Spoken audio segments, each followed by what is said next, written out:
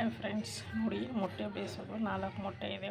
ಕಲ್ಲುಪ್ಪು ಹಾಕಿದ್ದೀನಿ, ನೀರು ಹಾಕಿದ್ದೀನಿ, ಒಂದು 5 ಲೋಟ ನೀರು ಹಾಕಿದ್ದೀನಿ ನಾನು.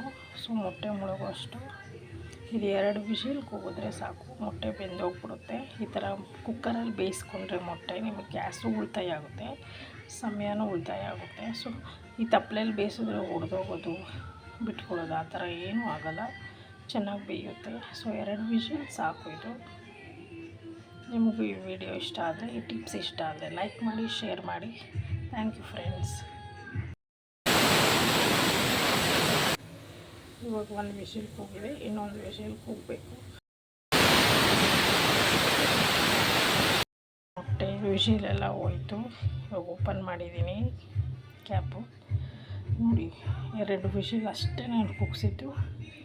ಎಷ್ಟು ಬೇಗ ಬೇಯುತ್ತೆ, ಸಮಯ ಉಳಿತಾಯ, ಗ್ಯಾಸ್ ಉಳಿತಾಯ, ಮತ್ತು ತಪ್ಪಲೆಯಲ್ಲಿ ಉಳ್ಕೊಳ್ಳೋದು, ಮೊಟ್ಟೆ ಎಲ್ಲ ಈಚೆ ಬರೋದು ಆ ಥರ ಏನೂ ಆಗೋಲ್ಲ. ಎಷ್ಟು ಚೆನ್ನಾಗಿ ಬೆಂದಿದೆ. ಇವಾಗ ಈ ನೀರನ್ನ ಚೆಲ್ಬಿಟ್ಟು ತಣ್ಣೀರಲ್ಲಿ ಮೊಟ್ಟೆ ಆರೋದ್ಮೇಲೆ ಬಿಡಿಸೋಣ. ನೋಡಿ ಇವಾಗ ಮೊಟ್ಟೆ ಆರಿದೆ, ಎತ್ಕೊಂಡು ತೋರಿಸ್ತಾ ಇದ್ದೀನಿ. ನೋಡಿ ಒಂಚೂರು ಏನು ಬಿರುಕ್ಬಿಟ್ಟಿಲ್ಲ, ಚೆನ್ನಾಗಿದೆ, ಚೆನ್ನಾಗಿ ಬೆಂದಿದೆ.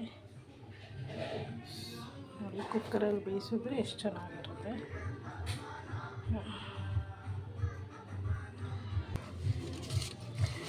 ನೋಡಿ ಕ್ಲೀನಾಗಿ ಬಿಡಿಸಿದ್ದೀನಿ, ಎಷ್ಟು ಚೆನ್ನಾಗಿ ಬಿಡಿಸಿದ್ದೀನಿ, ಒಂಚೂರು ಏನೂ ಉಳಿದಿಲ್ಲ.